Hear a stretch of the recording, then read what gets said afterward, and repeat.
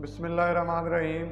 Last lecture में हमने cancer की कीमोथेरेपी के बारे में डिस्कस किया था और हमने इसमें देखा था कि कैंसर कीमोथेरेपी होती क्या है। ठीक है, उसके अलावा हमने कैंसर का जो प्रोसेस होता है उसके बारे में भी इन डिटेल डिस्कशन की थी। ठीक है जी, उसके अलावा एक हमने अलाइल ग्रुप की वो जो एक ग्रुप था उसके बारे में देख लिया था कि उसकी जो ड्रग्स होती हैं वो कैंसर कीमोथेरेपी में किस तरह से अपना रोल अदा करती हैं। तो आज का जो हमारा टॉपिक है वो है एंटी मेटाबोलाइट्स। ये एक और क्लास है एंटी कैंसर ड्रग्स की। एंटी मेटाबोलाइट्स बेसिकली होते क्या हैं? ये स्ट्रक्चरल एनालॉग होते हैं किसके? न्यूक्लिक एसिड के प्रिकर्सर के। ठीक है, अब हम देखते हैं कि न्यूक्लिक एसिड के प्रिकर्सर कौन कौन से होते हैं। अगर हम देखें कि न्यूक्लिक एसिड प्रिकर्सर कौन से हैं तो वो कुछ मैं आपको बताता हूँ। फॉर एग्जांपल प्योरीन और पायरिमिडीन, दो नाइट्रोजन बेसेस के ग्रुप आपने पढ़े होंगे। ठीक है, उसमें एडिनिन, गोआनिन, थाइमीन, साइटोसिन, यूरासिल वगैरह ये सारे क्या हैं? प्रिकर्सर हैं न्यूक्लिक एसिड के। ठीक है, और ये जो एंटी मेटाबोलाइट होते हैं ना, बेसिकली ये इनके एनालॉग होते हैं, स्ट्रक्चरल एनालॉग। स्ट्रक्चरल एनालॉग का मतलब होता है कि इनका जो स्ट्रक्चर होता है ना एंटी मेटाबोलाइट का, वो किसी भी नाइट्रोजन बेस से मिलता जुलता होगा। ठीक है, जब इनका स्ट्रक्चर नाइट्रोजन बेस से मिलता जुलता होगा तो इनका जो मैकेनिज्म ऑफ एक्शन होगा या जो मोड ऑफ एक्शन होगा वो इनहिबिटर टाइप का होगा। यानी ये क्या होंगे? इनके इनहिबिटर होंगे, कम्पिटिटिव इनहिबिटर, यानी इनका स्ट्रक्चर इससे मिलता जुलता होगा। तो जब हम ये वाली ड्रग किसी कैंसर के पेशेंट को देंगे तो कैंसर सेल बेसिकली ग्रो कैसे करता है? जब वो रैपिडली ग्रो करता है, ठीक है, रैपिडली ग्रो करेगा, उसमें डीएनए बनेगा, आरएनए बनेगा। ठीक है, लेकिन जब हम ये एंटी मेटाबोलाइट ऐड कर देंगे तो एंटी मेटाबोलाइट बेसिकली होते क्या? स्ट्रक्चरल एनालॉग है। ये प्योर जो नाइट्रोजन बेस हैं वो नहीं होते, लेकिन उनसे मिलते जुलते होते हैं। तो जब डीएनए और आरएनए बनेगा तो उन जो मतलब बेसिस की जगह ये वाले जो मेटाबोलाइट है ये ऐड हो जाएंगे, और जब ये वाले ऐड हो जाएंगे तो जो ओरिजिनल डीएनए और आरएनए बनना चाहिए था वो ओरिजिनल डीएनए और आरएनए नहीं बनेगा। जब ओरिजिनल डीएनए और आरएनए नहीं बनेगा तो जो सेल है वो फर्दर ग्रो नहीं करेगा। जब सेल फर्दर ग्रो नहीं करेगा तो जो कैंसर सेल है वो स्टॉप कर जाएगा, उसका जो इन्फेक्शन है वो क्या हो जाएगा? स्टॉप हो जाएगा। ठीक है जी। Unfortunately, the pathways blocked by anti-metabolites are not specific to neoplastic cell। ये neoplastic cell के ऊपर स्पेसिफिक नहीं होते, ये ज़्यादातर as phase of cell cycle के ऊपर एक्ट करते हैं। आपको लास्ट टाइम बताया था कि जो सेल साइकिल में ग्रोथ होती है उसकी फेजेस कौन सी है। ठीक है, और इनकी जो सिलेक्टिविटी होती है ना मैलिग्नेंट सेल के लिए वो क्या होती है? पार्शियल होती है, कंप्लीटली ये सिलेक्टिव नहीं होते। ठीक है जी। अब हम पहली एक ड्रग पढ़ते हैं एंटीफोलेट एनालॉग्स की। ठीक है, एंटीफोलेट एनालॉग्स क्या होते हैं? ये फोलिक एसिड के एनालॉग होते हैं। फोलिक एसिड क्या है? केमिकल कंपाउंड है जो क्या होता है? डीएनए के जो प्रिकर्सर है ना नाइट्रोजन बेसेस उनको बनाने में काम आता है। ठीक है जी। तो इसकी जो पहली ड्रग है उसका नाम है मेथोट्रेक्सेट। ड्रग का नाम क्या है? Methotrexate. Has been used in cancer chemotherapy for past 6 decades. ठीक है, पिछले 60 सालों से ये एक ड्रग है जो कैंसर कीमोथेरेपी के लिए यूज़ होती है। Early antifolate drugs include aminopterin. ठीक है, एक और ड्रग है, ये भी शुरू में यूज़ होती थी 1940s में। और इसके अलावा जो लेस टॉक्सिक डेरिवेटिव है ये इसी ड्रग का, उसका नाम है मेथोट्रेक्सेट। ठीक है, क्या नाम है? मेथोट्रेक्सेट। और ट्रेक्साल इसका क्या है? आमतौर पर ब्रांड नेम है, इसकी फॉर्म में ये यूज़ होती है। ठीक है जी। ये आपको स्ट्रक्चर नज़र आ रहा होगा, आपने याद नहीं करने, सिर्फ आपको समझाने की खातिर ये बनाए गए हैं। ये फोलिक एसिड का स्ट्रक्चर है और ये क्या है? किसी एक अमाइनोटेरिन, किसी एक एंटी कैंसर ड्रग का स्ट्रक्चर है। अब आपको पता चलेगा कि ये फोलिक एसिड है, ये क्या है? कोई एक एंटी कैंसर ड्रग है। इन दोनों में इनका स्ट्रक्चर बिल्कुल मिलता जुलता है, थोड़ा सा फ़र्क है। फ़र्क कहाँ है? कि यहाँ इसके कार्बन डबल बॉन्ड ऑक्सीजन है, यहाँ इसके अमीनो ग्रुप है। ठीक है, उसके अलावा बाकी तकरीबन क्या है? स्ट्रक्चर दोनों का सेम है। इस तरह के जो स्ट्रक्चर होते हैं ना इनको हम कहते हैं स्ट्रक्चरल एनालॉग। तो ये वाली जो ड्रग है ना मेथोट्रेक्सेट, ये भी क्या है? स्ट्रक्चरल एनालॉग है फोलिक एसिड का। फोलिक एसिड किस तरह से डीएनए की सिंथेसिस में रोल देता है वो हम आगे अभी डिस्कस करते हैं। तो अगर हम इसके यूज़ देखें तो जो मेथोट्रेक्सेट है ये क्यूरेटिव है फॉर कोरियोकार्सिनोमा। ठीक है, कोरियोकार्सिनोमा क्या है? एक कैंसर की टाइप है।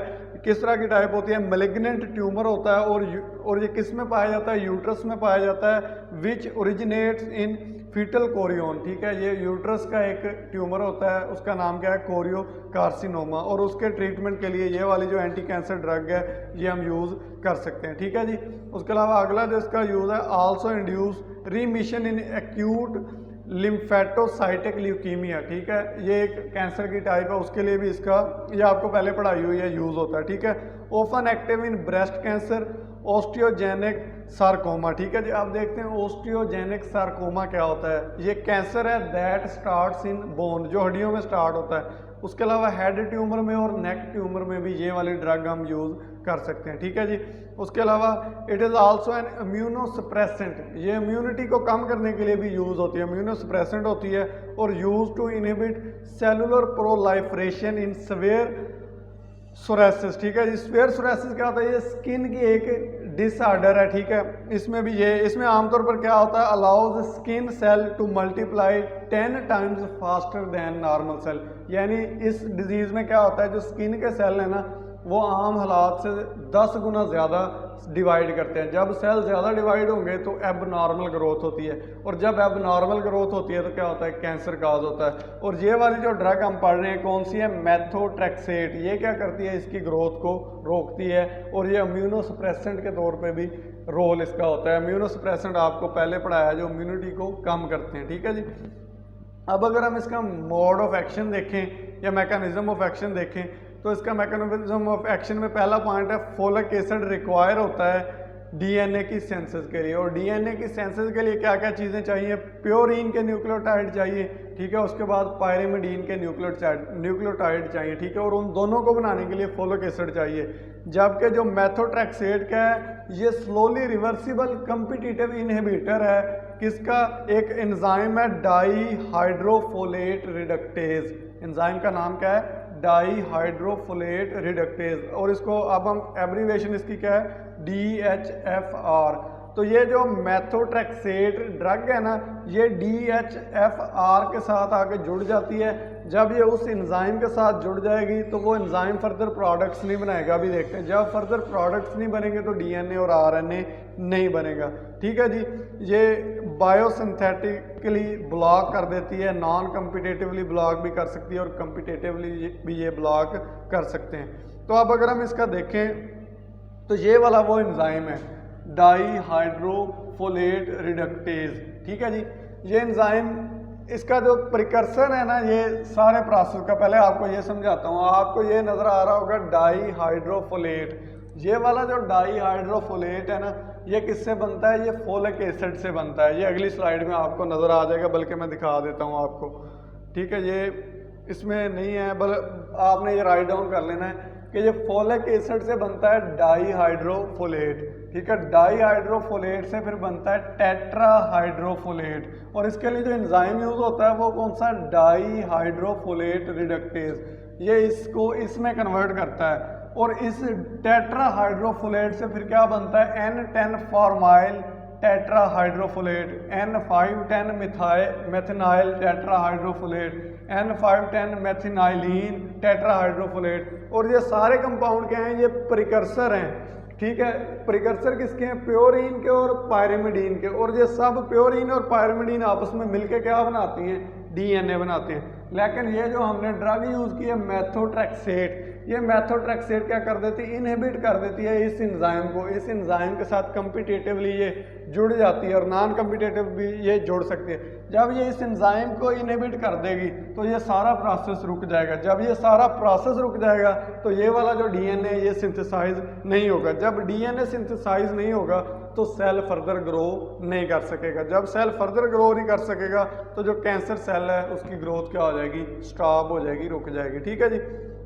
अच्छा जी, उसके बाद अगला पॉइंट है इसकी फार्माकोकाइनेटिक्स। अगर हम देखें तो इसकी एब्जॉर्प्शन गट में होती है, और ये सैचुरेबल ट्रांसपोर्ट प्रोसेस के थ्रू होती है, ठीक है। इसकी लार्ज डोज अगर हम दें तो वो इनकम्प्लीटली एब्जॉर्ब होती है, और 80 to 95% जो मेथोट्रेक्सेट की वो रीनली एक्सक्रीट हो जाती है, ठीक है, रीनल फिल्ट्रेशन के थ्रू या एक्टिव ट्यूबुलर सिक्रीशन के थ्रू, ठीक है जी। उसके बाद अगर हम इसके कुछ एडवर्स इफेक्ट देखें तो इसके एडवर्स इफेक्ट में पहला पॉइंट है माइलोसप्रेशन।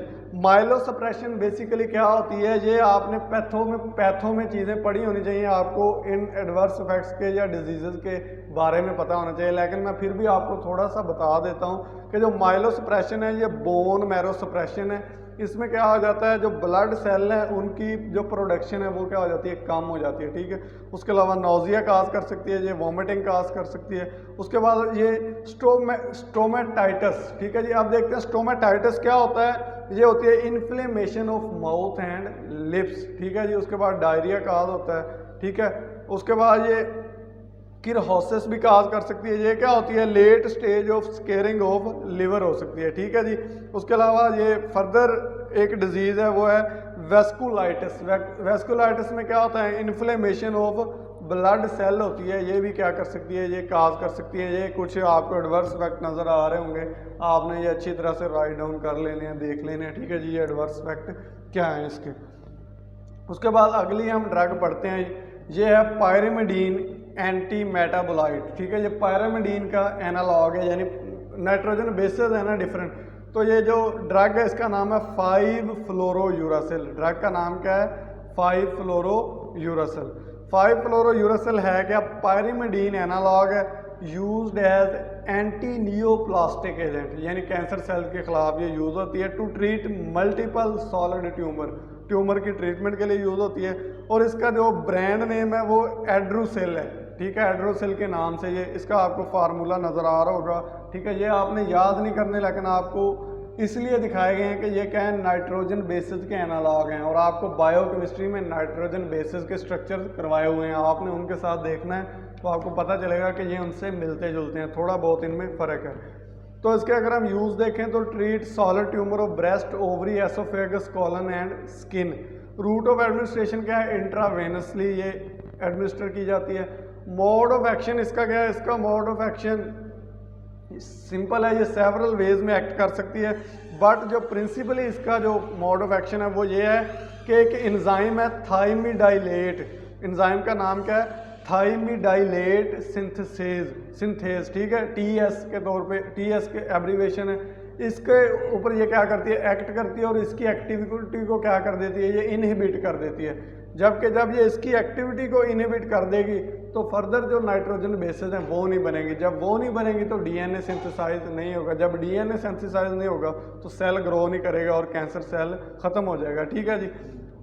अब देखते हैं हम ये किस तरह से एक्ट करता है। ये आपको नज़र आ रहा होगा, इसमें क्या है कि ये अब देखें, ये यूरिडीन मोनोफास्फेट क्या है, ये एक न्यूक्लियोटाइड है, ठीक है। क्या है, ये कन्वर्ट होता है थाइमिडीन मोनोफास्फेट में, और इस दौरान जो एंजाइम एक्ट करता है वो कौन सा है, थाइमिडाइलेट सिंथेटेज, ठीक है। जबकि ये जो 5-फ्लोरोयूरासिल ये यहाँ एक्टिवेशन हुई है इसकी, ये सारे प्रोसेस में ये एक्टिवेट होके यहाँ आती है, और इस एंजाइम को ये क्या कर देती है, इनहिबिट कर देती है। जब इस एंजाइम को इनहिबिट कर देगी तो ये वाला रिएक्शन इधर नहीं जाएगा। जब ये वाला रिएक्शन इधर नहीं जाएगा तो इससे क्या होगा, नाइट्रोजन बेसिस नहीं बनेगी। जब नाइट्रोजन बेसिस नहीं बनेगी तो जो डीएनए की रेप्लिकेशन है वो क्या हो जाएगी, रुक जाएगी, ठीक है। और ये भी इसी तरह का प्रोसेस है, इसमें भी ये दिखाया गया है कि थाइमिडाइलेट सिंथेज ये क्या है, एक एंजाइम है।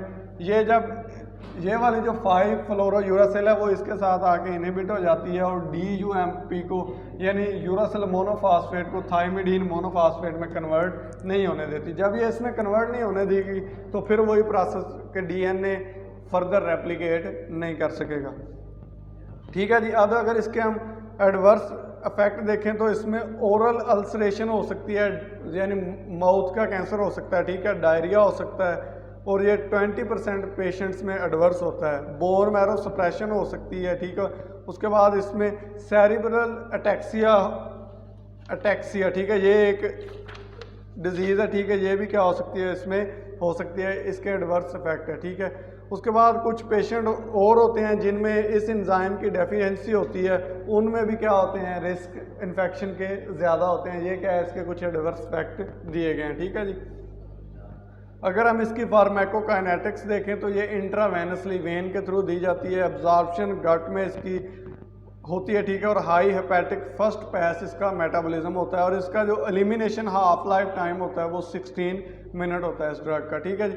उसके बाद अगली ड्रग है, ये है अब प्योरीन एंटी मेटाबोलाइट। प्योरीन क्या है, ये भी एक नाइट्रोजन बेस है। ड्रग का नाम क्या है, 6 मार्केप्टोप्योरीन। नाम क्या है ड्रग का, 6 मार्केप्टोप्योरीन। और ये ब्रांड नेम इसका है प्योरीन थोल, ब्रांड नेम इसका है, या प्योरीन इथोल, ठीक है। ये इस ब्रांड नेम के साथ मार्केट में अवेलेबल होती है। Is the medication used for cancer and auto immune disease, ठीक है। कैंसर या ऑटो इम्यून डिजीज़ के खिलाफ ये यूज़ होती है। प्योरीन एनालॉग है ये, ठीक है जी। अच्छा जी, उसके बाद ये क्या इफेक्टिव पार्ट है कम्बिनेशन थेरेपी के लिए एक्यूट ल्यूकेमिया के लिए, ठीक है जी। और ये इम्यूनो सप्रेसेंट के तौर पे भी एक्ट कर सकता है। उसके अलावा कुछ और प्योरीन के एंटी मेटाबोलाइट हैं जो क्लिनिकली यूज़ होते हैं। उनके नाम क्या है, टायोगुआनिन, उसके बाद फ्लोड्राबीन, उसके बाद 2-क्लोरो-डी-ऑक्सी एडिनोसिन, ठीक है। ये क्या है, कुछ एंटी मेटाबोलाइट हैं जो फर्दर यूज़ हो सकते हैं, ठीक है जी। अगर हम इसका मोड ऑफ एक्शन देखें तो इसका मोड ऑफ एक्शन ये है कि जो 6 मरकेप्टोप्योरीन है ना, ये क्या करता है, पेनिट्रेट कर जाता है टारगेट सेल में। जब ये पेनिट्रेट कर जाता है तो ये कन्वर्ट होता है न्यूक्लियोटाइड एनालॉग में, और वो कौन सा है, वो हो सकता है मोनोराइबो न्यूक्लियोटाइडेज, ठीक है। मोनोराइबो न्यूक्लियोटाइडेज एक न्यूक्लियोटाइड है, उसके ये एनालॉग है, यानी इसकी जो स्ट्रक्चर है वो उससे मिलता जुलता है।